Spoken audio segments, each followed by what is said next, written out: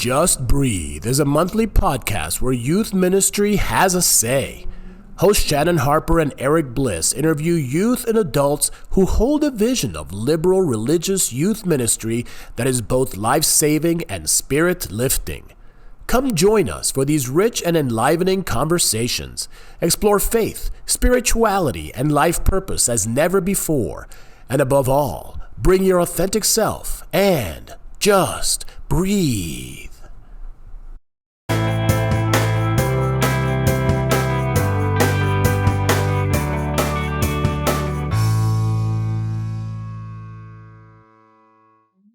Hi, I, I'm Lee. I'm Paige. This is Just Breathe Live. Just Breathe Live is a YouTube video cast where youth ministry has a say. Hosts Shannon Harper and Eric Bliss interview youth staff and young adult badasses who hold a vision of liberal religious youth ministry that is both life-saving and spirit-lifting. Join us for real conversations centering youth and emerging adult ministries. Explore faith, spirituality, and life purpose as never before. And above all, bring your authentic self to Just Breathe Live. Yay. But Eric and Shannon aren't here today. It's us. Yep. They let us join. Yeah. So, Paige, how's your morning going? It's okay. I just got back in New Jersey. I go to school in Georgia, so I drove 14 hours yesterday, and I got a New Jersey bagel for breakfast, and it was worth the 14-hour drive. What about you? Drove? When you told me you were going back to Jersey, I thought you meant flying. Yeah, no. I mean, I had all my stuff with me, so. For context, I think I texted Paige, hope you had a safe flight yesterday, so. We're gonna go back in time and change that to drive. Yeah, no, it's okay. I had a safe drive, so the intention was there. That's good. What about you? How was your morning? My morning has been pretty good. I woke up and I made myself a cup of coffee, and then I couldn't find a mug, so I just used my cup from last night when I got an Americano at the pizza parlor I went to. Coffee for breakfast, coffee for lunch, coffee for dinner. Oh yeah, we keep it classy on Just Breathe Live. Yes. So just also a brief introduction to UUism. This is a UU podcast, and if you'd like to learn more about it, you can visit the UUA.org and explore it there. You want to tell us a little bit about our topic this week? All right. Well, I think should we keep our topic as a surprise until this person arrives? Okay, yeah, we could do that. All right, and of course, we have to check in. What day of the week do you relate to the most, and why? I don't know. This sounds so boring, but I'm thinking the first thing that came to mind was Wednesday. And I know it's not the best day. Most people hate it because it's the middle of the week. But I don't know. It's kind of in between things, you know. I don't think I'm starting something or really finishing something right now. I'm kind of just floating along in the middle. But maybe that will change. I don't know. What about you? I feel that. I was actually gonna say Wednesday too. I don't think it's boring at all. I actually love midweek, because. Yeah, of course, you've got, Friday, Saturday, those are, the cool days or whatever, and, you do things, and then you've got early in the week where you're oh, this week feels so long, even though it's only been, a day or something, but Wednesday is, the nice middle ground of, okay, here's what I've done, here's what I have to look forward to, and I feel like that's where I am right now, so, even though it's a Tuesday, but yeah. Okay, so as per the title of this podcast, I'm now going to invite you all to join us in some quick breathing. Well, the breathing is slow, but the session will be quick. I would like you first to all get comfortable where you are, sit up, whatever, relax. And we're going to take some deep belly breaths. So just remember that this is to center us in the moment and be present as much as possible. Okay, ready? Breathe in. And breathe out. Okay, I think we need to do one more. Breathe in. And breathe out. All right. I love breathing. It's almost like it's essential to life. All right. Well, everyone listening is probably wondering who we are right about now. We said our names, but like what substance does that have other than what to call someone?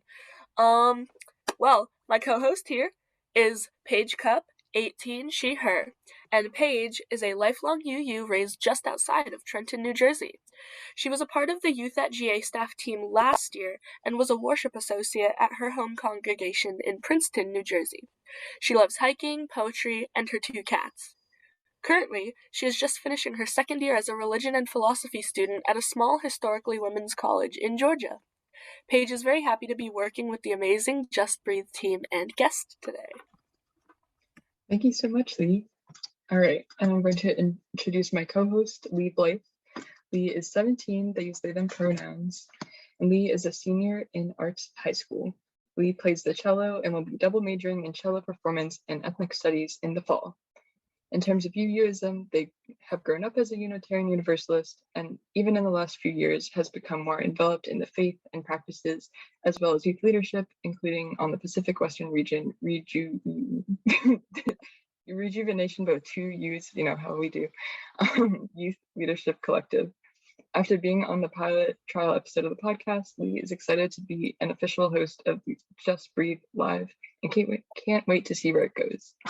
Thank you, Paige. And now, of course, the secret formerly mentioned, we have a special guest today, Lindsay LaPointe.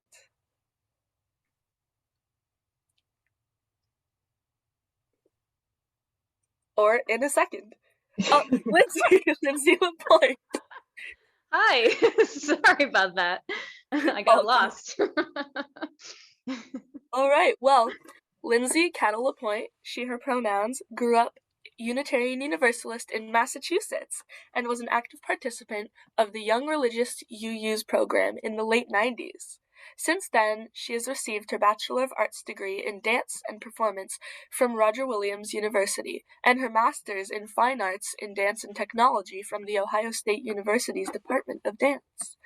Now the director of production company Linden Tree Productions, she has provided video support to dancers and artists since its inception in 2010.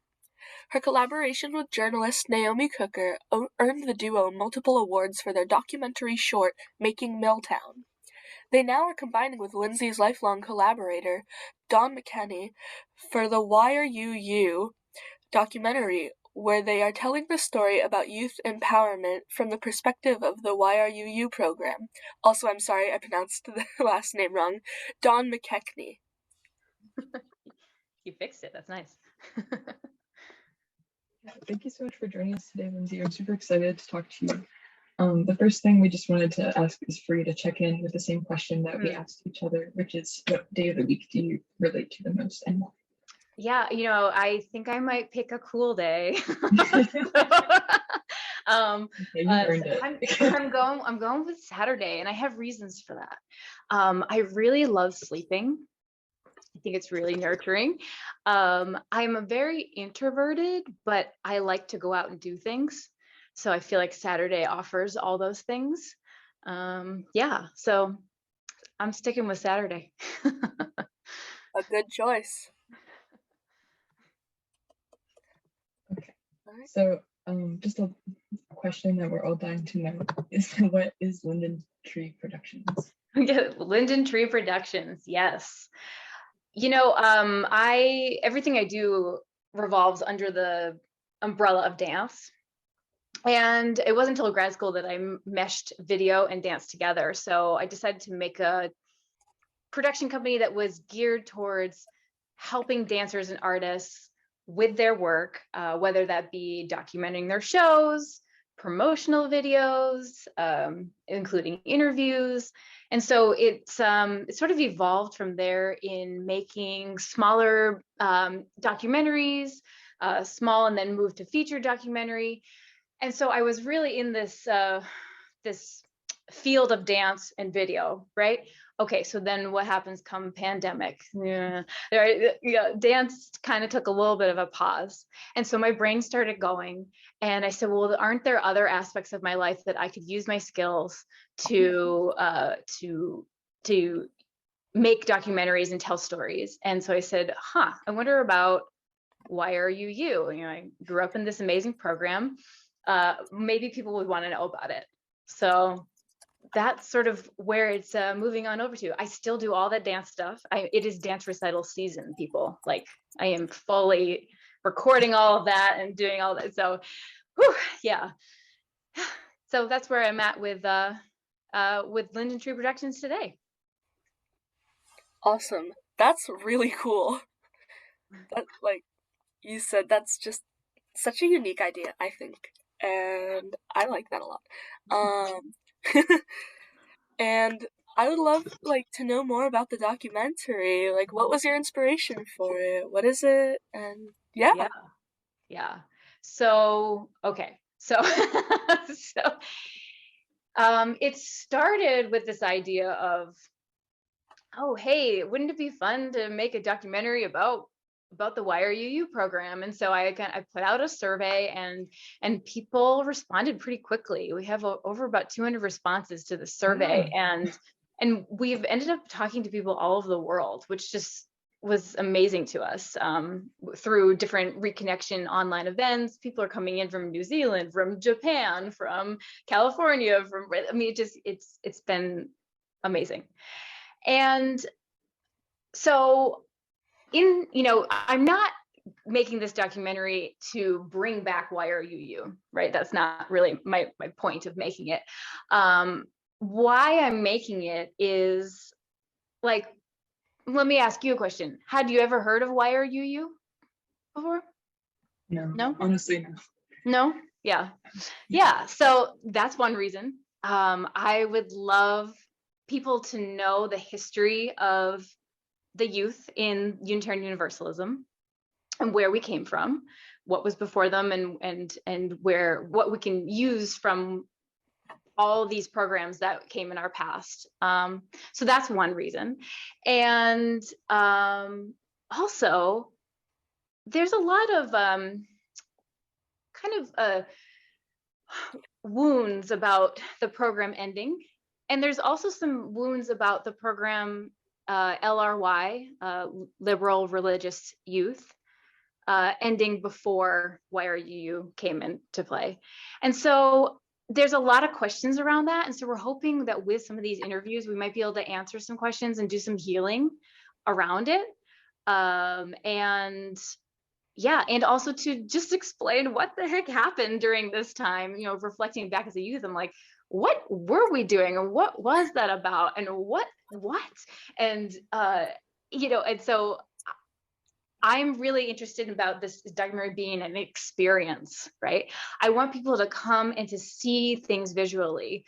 I'm dyslexic, so reading is not always gonna be good for me to get any information. So I need to see it, I need to hear it, I need to do it, I need to do all the things. So, right? So my plan, of course, is to interview people and get stories, but what I'm really excited about, and this is where the dance comes in, because I can't ignore it, right?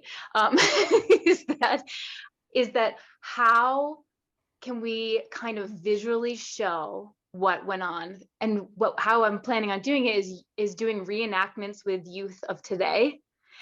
And yeah, I know, I'm so excited. And doing these visual, almost dance for cameras that have these songs that we would remember from the past, and visuals of worship, of people playing Wink. Do you know what Wink is? Have you heard of this? I don't think so. Okay, so without taking too long, basically, people wrestle to get to a person, and it's very exciting. Lots of rug burn. You wrestle to get to someone, and then you become it if you get there and kiss them on the cheek. And that was before they were playing that in LRY. Yeah, lots of rug burn. So anyway, so I'm looking for this living visual documentary that people can go back to for a memory, go back to for understanding, and yeah, just like so much. So in the end, we were like, oh, let's make a documentary about YRUU. I'm like, whoa, no, this is so much more than that. It's become a lot bigger than what we expected. We keep calling it a tidal wave, like it's just hit us. We're like, okay, whoa, here we go. Yeah. Yeah. Oh wow, that is so exciting. I can't wait. I guess like more specifically, in what are you looking to convey, like from your own experience in like the late 90s? Yeah. So, for me, I was not an active leader in YRUU. That was not my role. And I was surrounded by some amazing leaders, and I supported them. It was a really good support system. If they needed anything, behind the scenes, I was there. I felt like I was just like a really deep listener. And so that's sort of the role that I played in YRUU. I just was like fully a participant of it, right? I was locally, regionally, and nationally. So I went to 3 GAs as a youth and met people from all over. So my story is not, I wouldn't say not very exciting, but I feel like and this is what I'm kind of still in this role. I am still a deep listener. I want to hear the stories of others. I want to hear what their experience was. I saw so many people be nurtured by this program just by witnessing it. And so I kind of, again, want to put that into a visual form for folks. Yeah. Awesome. Yeah. Is there anything in particular you would want our audience to know? Like without giving any life experience or with like giving life experience, but without giving anything away. What have you learned so far? Okay. Yes. Without giving too much away. So we have learned that the YRUU program has saved many people's lives. That statement came up so much over and over and over. We're super curious to dive in more deeply about what kind of work with anti-racism and anti-oppression was happening towards the later end of YRUU. We want to know exactly what was happening and what was going on there. We've learned that YRUU was flawed, right? And it wasn't always a safe place for people. So we're not just talking about like rainbows and butterflies here, right? We want to tell it all. And what's also interesting is that we are noticing that the people who are in YRUU are not coming to church anymore. Right? So what's that about? And how can we get those people back and support them? And what do they need? So those are some themes that are showing up. Yeah. That seems like such a valuable thing to know, like how, it seems like it was such a strong community, and we always focus on that now in UUE spaces in the 2020s. Like how are we going to make this feel like a community? And it seems like you guys have really kind of captured that. So I guess like I just wanted to ask if there are any like specific things like that you've learned so far that you wanted to share, like maybe even like a tiny bit of insight into like how maybe that they made that possible. How what made possible? Say again? Oh, sorry. Yeah. Like how you think that like the strength and like the community building, like how do you think that happened? Like, oh, like, well, and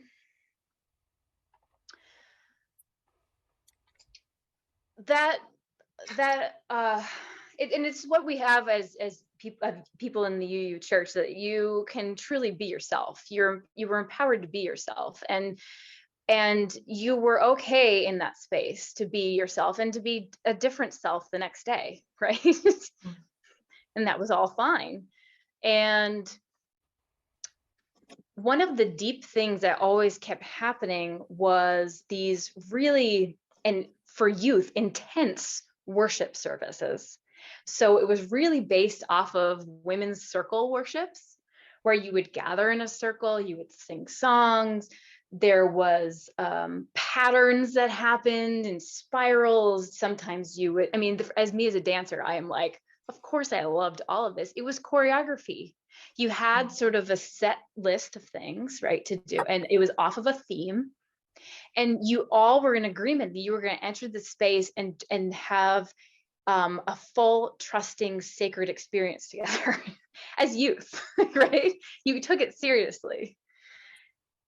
And it was just beyond words of how powerful that could be, to have that time to be allowed to reflect on a certain topic, to just speak your mind if it came out, taking ideas from the Quaker Church, right? People popcorn style just sort of say what they want to say at certain times, and you get that wash of things, and that closeness you had with others, not only with spirituality closeness, but also physical closeness.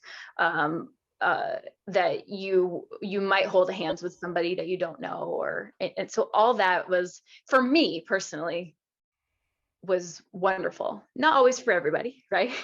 So, but yeah, I think that answered your question.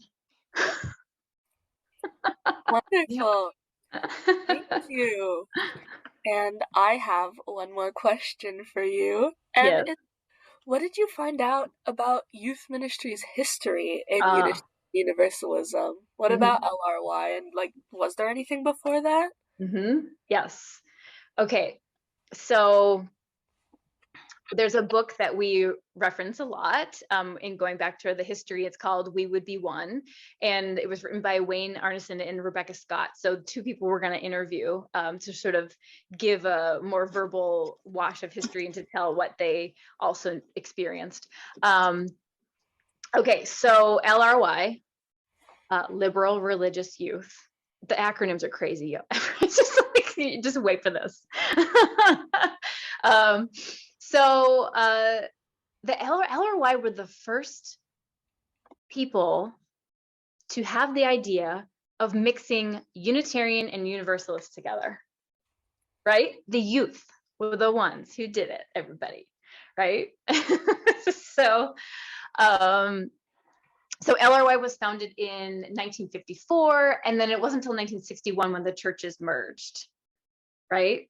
So before that, I have, let's see, okay, so before that, so the Universalists had Universal Youth Fellowship, 1941 to 1954, and before that, they had Young People's Christian Union, 1889 to 1941. And then we have the Unitarians, American Unitarian Youth, 1941 to 1945. And before that, Young People's Religious Union, 1896 to 1941. So, I mean, it goes back a lot, right? It goes back a long time. And so what we saw was what they were really focusing on was a lot of mission work, fundraising, doing service in the community. And what was the thread of all of it was self-exploration that always was there, finding one's identity and the sense of belonging, autonomy versus authority. And so that's all what kind of came to be for LRY, right? So LRY was right before YRUU. Come 1982, LRY ended, and they ended to add a little bit more structure in terms of adult presence with the youth, which was a little bit like the LRYs were weary of. More adults? What's this about, right? So then officially YRUU started in January 1st of 1983, and it went through 2008 through the UUA. People still use the name YRUU around the country. So there's YRUUP, stands for Pacific. Other people in small churches still use YRUU for our youth programming. So yeah, so that's a really fast, quick overview of youth history. But did you know that it went that far back? Did you have any idea? No. No, I had no idea. And that it makes me wonder too, like, do you think like you knew about that too, like when you were our age, like were you engaging with the Nope. history of that? No. Okay. It's just No, and isn't that interesting though? Like Mhm. when we are growing up in church school, that we are looking at all these different other religions, right? What do Yeah. we think is true? What do we want to grab, right? But then when it comes to our own, it's like what I went up. So I grew up Unitarian Universalist, and I just joined the church down the street from me in Stowe and Acton, Massachusetts, and I joined the class for new UUs. So, so that I could learn a little bit of the history of the church because I was like, can someone fill this in for me? You know? So yeah, isn't that interesting? It's just a thought. Awesome. Are there like any other stories about YRUU culture or your experience as a Unitarian Universalist that you'd like to share? Any other stories? Let's see. You know, there is one, and it's kind of, and this may be related to another question you're going to ask. I looked at your questions earlier, sorry. So in my time of YRUU was in the late 90s, okay? So you would meet people from all over, you know, the towns or even the states around you. And then when you would go, of course, nationally, you'd meet people all over. And we didn't have cell phones to text each other, right? And so come 1995, 1996, the internet starts to bloom in people's households, okay? So we now have the ability to email each other.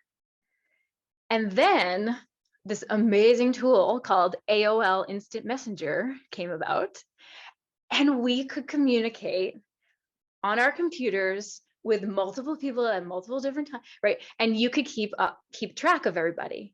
And when I have a memory of my screen, I do not have names of people who were in my high school, in my immediate town, right? They're all the screen names that I see in my brain and remember are people who I met through conferences. And so that tool alone really kept things going. And my handle was Pony Trots. I really don't know why. But yeah, so I think that was kind of an interesting and important aspect of keeping in touch. Because sure, we wrote letters too, actual letters we would write. And we would have a magazine called Synapse that would come out. It would come out twice or 3 times a year, and it would come to our home, and people would write articles, and you'd see things, and so it would be an actual thing that you'd read.